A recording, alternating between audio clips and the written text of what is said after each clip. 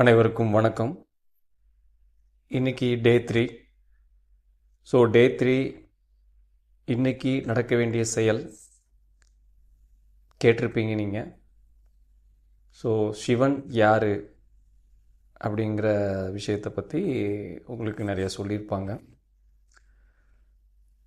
இன்றைக்கி நான் சொல்ல வேண்டிய ஒரு முக்கியமான விஷயம் உங்கள்கிட்ட இருக்குது.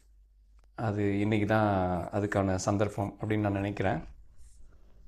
இந்த குழுவை தொடங்கும் போது நான் சில இன்ஸ்ட்ரக்ஷன்ஸ் மென்ஷன் பண்ணும்போது இங்கே அரசியல் மதம் சம்மந்தப்பட்ட எதுவும் இங்கே கிடையாது, அந்த மாதிரியான ஒரு விருப்பத்தோடு இது நடக்கலை அப்படிங்கிறத நான் மென்ஷன் பண்ணியிருப்பேன். அது உங்களுக்கு ஞாபகம் இருக்கான்னு தெரியல.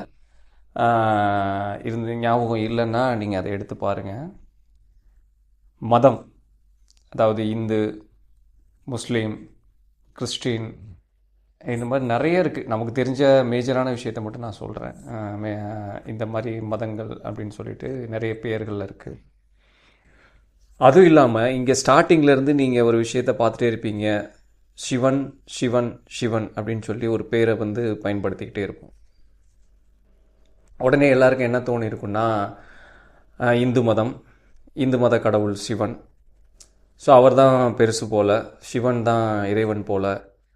இவங்க இந்து மதத்தில் இருக்கிற சிவன்ற கடவுளை பற்றி நம்மக்கிட்ட ஹைலைட் பண்ணி நம்மக்கிட்ட சொல்லிட்டு வராங்க அப்படிங்கிற மாதிரி ஒரு புரிதல் வந்திருக்கும். அதுக்காகத்தான் நான் இப்போ அந்த விஷயத்தை பற்றி பேசுகிறேன் உங்கள்கிட்ட. அதாவது நம்ம ஸ்வீட் எடுத்துக்கலாம், நம்ம இனிப்பு எடுத்துக்கலாம். இப்போ ஜாங்கிரி, அல்வா, ரசகுல்லா, இன்னும் நிறைய ஐட்டம்ஸ் இருக்குதுன்னு வச்சுக்கோங்களேன். ஏகப்பட்ட ஒரு லட்சம் பேர் சொல்லலாம் இந்த மாதிரி. ஆனால் இது எல்லாத்துக்குள்ளேயுமே பார்த்தீங்க அப்படின்னாக்கா ஒரே ஒரு தன்மை, ஒரே ஒரு குவாலிட்டி தான் மெயின். அந்த குவாலிட்டி இருந்தால் தான் அது ஸ்வீட். நல்லா புரியும்னு நினைக்கிறேன் உங்களுக்கு. அதுக்கு ஒரு தன்மைக்கு ஒரு பேர் சொல்லுவோம் நம்ம, இனிப்புன்னு சொல்லுவோம். இனிப்புன்னாலே வந்துடும் எல்லாமே, அல்வாவோ ஜாங்கிரியோ லட்டோ பூந்தியோ எல்லாமே வந்துடும். ஆனால் ஒவ்வொன்றும் ஒரு மாதிரி ஒரு வித்தியாசமான ஒரு சின்ன சின்ன டேஸ்ட்டில் ஒரு டிஃப்ரெண்ட் இருக்குமே தவிர, அதில் இனிப்புன்ற தன்மை இல்லாமல் அந்த ஸ்வீட் இருக்கவே இருக்காது, நிச்சயமாக இருக்காது. இல்லை, உண்மை தானே? அது உங்களுக்கு தெரியும் இல்லைங்களா? அது மாதிரி இப்போ இங்கே சிவன் சொல்கிறதுக்கு பதிலாக அல்லான்னு சொல்லியிருக்கலாம், இயேசுன்னு சொல்லியிருக்கலாம்.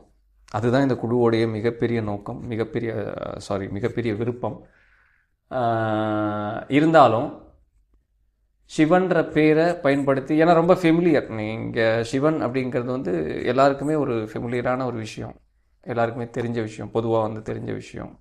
அதுவும் இல்லாமல் சிவன் அப்படிங்கிற பெயர் மேலே பயங்கர ஈடுபாடு. இப்போ திருநெல்வேலி அல்வா அப்படின்னு சொன்னோடனே எல்லோரும் ஆளுக்கு முதல்ல ரெடி ஆகிரும் இல்லைங்களா? இனிப்பு உங்களுக்கு தரணும் அப்படின்னா யாரும் அதில் ஒரு இன்வால்மெண்ட் இருக்காது. உங்களுக்கு இனிப்பு தரப்போகிறோம் அப்படின்னோடனே இனிப்பா அப்படின்ட்டு பேசாமல் இருப்போம். பட் திருநெல்வேலி அல்வா தர்றோம் அப்படின்னோடனே நம்ம போய் வரிசையில் நின்றுவோம். ஏன்னா அதில் ஏதோ ஒரு ஸ்பெஷல் இருக்குது அப்படிங்கிற அதை டேஸ்ட் பண்ணவங்களுக்கும் தெரியும், டேஸ்ட் பண்ணாதவங்களுக்கும் நிறையா சொல்லியிருப்பாங்க. திருநெல்வேலியில் அப்படி இருக்கும் இப்படி இருக்கும். டேஸ்ட் பண்ணவங்களோட கேட்டவங்க தான் அதிகம், அது அப்படி இருக்கும் இப்படி இருக்கும்ன்ட்டு ஒரு எதிர்பார்ப்பு. அந்த மாதிரி தான் உங்களுக்கு புரிதலுக்காக தான் சொல்லி வரேன் நான். நல்லா புரிஞ்சுக்கங்க. இந்த குழுவினுடைய விருப்பம் பர்டிகுலராக ஒரு பெயரை, பர்டிகுலராக ஒரு கடவுளை, ஒரு கடவுளுடைய பெயரை கொண்டு உங்கள் கிட்ட திணிக்கிறதோ இல்லை ஒரு அவங்கள பற்றின பெருமைகள் இந்த மாதிரி கொண்டு போகிறதோ இந்த குழுவோட விருப்பமே கிடையாது. இதை நீங்கள் இன்றைய நாளில் நிச்சயமாக தெரிஞ்சுக்கிறணும். இதுவரை நீங்கள் டே 1 டே 2 பயணித்து வந்திருப்பீங்க, டே 3ல் இன்றைக்கி இருக்கீங்க. இன்றைய நாளில் நீங்கள் இதை தெரிஞ்சுக்கிறணும். உங்களை கொண்டு போயிட்டு இருக்கிறது எங்கே அப்படின்னா, இனிப்பு, குவாலிட்டி, அந்த தன்மை, அதுக்குள்ளே தான் உங்களை நகர்த்திக்கிட்டு இருக்கும். அந்த தன்மை எங்கும் இருக்குது, எல்லா பொருளையும் இருக்குது. ஆனால் ஒவ்வொருத்தருக்கும் புரிகிற மாதிரி ஒரு இடத்துல ஒவ்வொரு பெயரில் இருக்குது. அப்படிங்கிற விஷயந்தான் முதல்ல ஆரம்பத்தில் இப்படி சொல்லி கொண்டு போயிட்டுருக்காங்க இந்த குழுவில். அதனால் நீங்கள் இதில் தெளிவாக இருந்துக்குங்க. உங்களுக்கு குழப்பமாக இருந்தாலும் தெளிவடைஞ்சுக்குங்க, அவ்வளோதான் நான் சொல்ல வர்றது. இப்போ இந்த தன்மை இப்போ பகவான் ரமணர் இருக்கார், அவர்கிட்ட இருந்ததுன்னா பகவான் ரமணர்னு அவர் பேரால் நம்ம கூப்பிடுவோம். இதே வந்து பரமஹம்ச யோகானந்தர் இருக்கார், அதே தன்மை அவங்ககிட்ட இருந்துன்னா அவரை நம்ம வந்து அது மாதிரி ரொம்ப விரும்பி பார்ப்போம். இதுவே வந்து பார்த்தீங்க அப்படின்னாக்கா நிறைய பெயர்கள் இருக்குது. நான் அதெல்லாம் மென்ஷன் பண்ணேன் அப்படின்னாக்கா அது அது வேறு மாதிரி போயிடும். அதான் அது வேண்டியதில்லை. ஒரு உதாரணத்துக்காக தான் இந்த பெயர்களை நான் உங்கள்கிட்ட சொல்கிறேன். ஸோ நம்ம எதை நோக்கி போய்கிட்டு இருக்கோம் அப்படின்னாக்க அந்த தன்மையை நோக்கி தான் போய்கிட்டு இருக்கோம். அந்த தன்மை எப்படி இருக்கும், அந்த தன்மையை முழுமையாக நாம் தெரிஞ்சுக்க போகிறோம்.